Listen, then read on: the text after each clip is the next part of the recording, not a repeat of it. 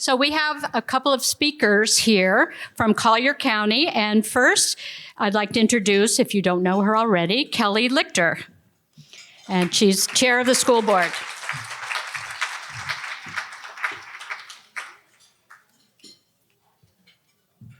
Hold on, here we go. Make sure I get my stuff. Okay. All right, good afternoon, everyone. Thank you so much for being here. How many of you followed the school board before 2022? Raise your hand. Okay, so you saw kind of what was going on. As you know, many of you know that I did serve from 2014 to 2018. Unfortunately, being in the board minority, we weren't able to accomplish much. The other downside was that the Naples Daily News and many of the leftist haters established a narrative about me pretty quickly, and that seemed to stick for the 4-year term. So I hope that this term so far, it seems that it's been a lot different. I wanted to establish the narrative right out the gate of who I really am. As it says, she had up there, my husband and I were the founders of Mason Classical Academy. It's a K-12 school serving over 1,400 students. We do this as volunteers. We've made no money. Creating and establishing the top performing school in Collier County. It's in the top 2% in the state of Florida, and that we're very proud of it. And I thought, thank you. I appreciate that. And I thought, running again, I said in 2018 I would never do this again. Absolutely not, but here I am. And now as the board chair, it's been a much different experience. And I do want to thank Tim Mosier for being there as part of this journey, as part of this board majority, because it's a different time we're in. And I feel that we're able to accomplish far more than we were ever able to before. And I wanted just to highlight, since November 22nd, the day we were sworn in, a lot has actually happened pretty quickly. So Kathy put up here the mission and vision statement. That was one thing that stuck out to me when I saw in the original mission statement, it had something about global citizens, and I'm big on, we're making Americans. If you've read any of Edie Hirsch's books, The Making of Americans, The Schools We Need and Why We Don't Have Them, Why Knowledge Matters. Anyway, we're making Americans. So our board established a new mission and vision statement. The mission is CCPS will develop students' intellectual capacity and confidence in order to be successful lifelong learners with strong moral character who strive to reach their potential as productive members of American culture. And then the vision inspires students to achieve academic excellence. And we wanted the vision to be something short, sweet, something you can remember. So one of the things I feel we're really pushing for is raising the standards. That's one thing at Mason, I will say, is the standards are extremely high and the expectations, not just on the academics, but discipline, decorum. So we, as a CCPS board, also had a workshop. These are things that, by the way, in my last term would never have been possible under the leadership. And I'll tell you real quick why, in case you don't know. Previous school boards, for as long as I can remember, really were ineffective. Frankly, you didn't even need them because the superintendent actually ran everything. And that was just the way it was. In fact, she ran a lot of the meetings, not a lot, most of them. So changing that has been pretty significant. And in that vein, we actually moved the superintendent, we mutually agreed to have Kamala Patton depart earlier than she had planned to retire in June. And it was a 5-0 vote, which was great because nobody could say this was political and this was a 3-2. It was unanimous. We placed an interim superintendent in that position, and we've had a great working relationship with her thus far. One of the things, though, I said to her right out the gate, though, and I said, this is no disrespect to you, but for so long, the superintendent has been sitting up at the dais with the board members, and there's a clear separation of powers and duties and responsibilities. It's not just the optics, because the superintendent was really controlling the entire meeting. The chair was pretty ineffective. So I told her that moving forward, it would be best for the superintendent to sit along the side with staff, as it's done in the county and most other elected bodies, that the staff is separate from the board.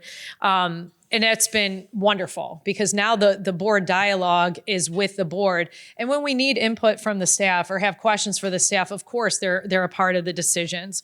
One of the things we did, so the previous board knew with the new high school that's opening, Aubrey Rogers High School, in August, which we just toured yesterday to see the progress. It's a 300,000 square foot building, 60 acres. It's going to be the crown jewel of Collier County. It's a quite impressive facility, over $100 million. It's a lot of money, but the previous board, due to the election, wanted to wait on voting on the boundary modifications, which I think is really irresponsible. So when we got in, our first meeting on December 7th was to vote on the boundary modifications. As you can imagine, families who purchased a home in a zone because that's where they thought their kids were going to be going to high school are now finding out that's not where we're going. We're going to the new high school, or now we're zoned for Barron Collier, not Gulf Coast. So instead of them doing the right thing and making those decisions well before the election, they didn't. So that was pretty much dumped on our laps. So what we did at the December 7th meeting, I made the recommendation, since Ms. Lucarelli was very passionate about the boundary modification, I thought this would be a good idea. She's been around for, over 6 years now. And something she said she was upset with the previous board that they wouldn't make these decisions. So I thought, why don't we designate her on behalf of the board to work with staff to address these parent concerns, not vote at the December 7th meeting, let her take this on with staff, see if they can make some changes, come back and report to the board. And it did a couple things. One, it took a little bit of the pressure off the newly elected board members, but I also thought it was more of an efficient way to address issues and problems. So then she was able to come back to the board and report, well, we were able to make some changes, but not all. So we did that. The other thing we have been working on is we are getting an audit committee. Interestingly enough, this previous school board and school district was very critical to some charter schools for not having a robust audit committee. But when you have a $1.4 billion budget, the school district doesn't even have an audit committee or a finance oversight committee. So we did get some buy-in from the board members to establish an audit committee. On March 20th, we'll be addressing that and getting some specifics on what that committee will look like.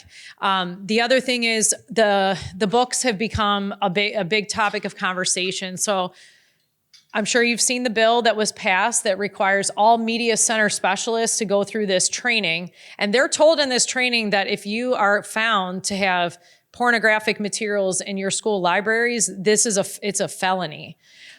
So all of these media center specialists are going through the training.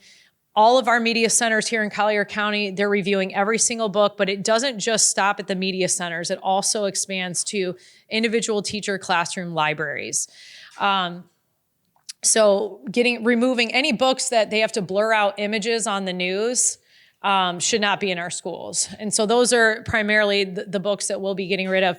But one of the things, instead of just always focusing on just the negative, why don't we talk about what are we going to do that's really great? And one thing I suggested and I'm pushing for is establishing a Collier County book list that we put in front of our students, that these are the great books that they should be reading, and then also reintroducing classical literature novels in every class beginning in second grade. Now you're talking, instead of talking about a book that maybe is checked out 5 or 6 times, now you're talking tens of thousands of children actually reading these great books. So there's been a shift already. It's only March. Another thing I want to share, they had created this director of diversity, equity, and inclusion position. But interestingly enough, because a campaign was going on, they changed the title of the position to deceive the voters that, oh, this isn't the DI position, it's something else. But I have the job posting. It was clearly diversity, equity, and inclusion. So that position has, and I didn't put that out in email or social media or anything, but I met with the interim superintendent in December, right after she was seated.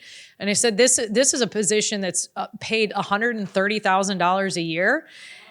And why? What are they offering to our students? And the other thing I said to her is, we have far too many staff members up here in the administration building that really we need to redirect the resources into our schools and classrooms.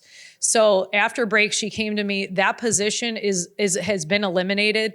The person who had that position is now in a school. So, and she's glad to be in a school, because that's, where she can have the greatest impact. So there's been about 18 positions that we're looking at removing from the ad center to put back into schools. So a lot of things are happening. We're in the superintendent search process, and probably by May 9th, we should be in the position to hire the next superintendent, which is a very big decision. And I know we've had the community weigh in on it. But I would say I'm very proud of our efforts so far. I think it's night and day. If you're watching the meetings now, it is night and day difference from what it was for many, many years. And it's exciting to be a part of this. And I feel like we're in such a great time, opportunity, place to actually make Collier County the top district, not just in the state of Florida, but across the country. And that's not just campaign speech. I literally believe that to my core, because I know it can be done. We have the resources. We live in an amazing community. And I'm just proud to be in this position. And I thank all of you for your support, encouragement, because the left and the attackers never sleep. So I always love seeing the friendly faces that come to our board meetings to support us in our efforts. So I don't know if there's time for questions, or if not, but thank you. And real quick, thank you. So I can be reached at the district. It's kelly.lichter@collierschools.com. On this website, you'll see school board. You can find us. I'm happy to meet with you. I've had meetings with lots of people. So again, appreciate all of you. Thank you.